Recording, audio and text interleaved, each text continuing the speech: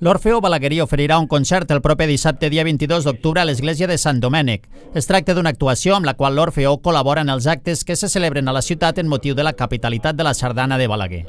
El president de l'Orfeó, Esteve Vial, ha explicat aquest divendres durant l'acte de presentació d'aquest concert que l'agrupació no va dubtar en cap moment en col·laborar amb el programa d'actes de la capitalitat. Segons Vial, es tracta d'un concert extraordinari de música catalana i sardanes balaguerines que arriba després que el concert previst la passada primavera s'hagués d'ajornar per motius de salut de l'antiga directora. La nostra directora va passar un tràngol molt delicat i, de fet, vam haver d'ajornar el concert de juny. D'aquí que ara fem un concert extraordinari de música catalana i sardanes balaguerines.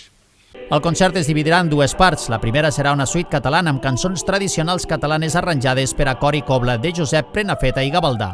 En la segona es podran escoltar sardanes balaguerines com Lo Pont de Balaguer o Balaguer Ciutat Comtal. Així ho ha explicat Toni Salut, membre de l'Orfeó, que també explica que l'Orfeó estarà acompanyat en aquest concert per l'Abel Puig Cobla i alumnes de conjunt coral de l'Escola Municipal de Música. Està composat per una primera part, que és una suite catalana de 5 cançons tradicionals arranjades per coral i cobla per en Josep Prenafeta i Gavaldà.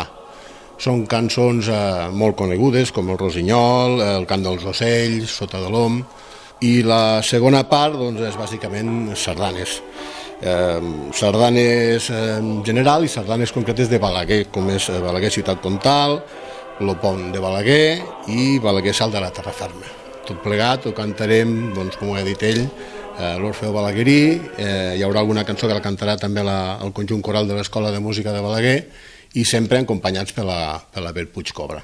Per la seva banda, el PAENCAP Jordi Ignasi Vidal ha recordat que un dels objectius dels actes de la capitalitat de la sardana era buscar les relacions i fusionar la sardana amb altres moviments o mostres culturals, en aquest cas amb el cant coral.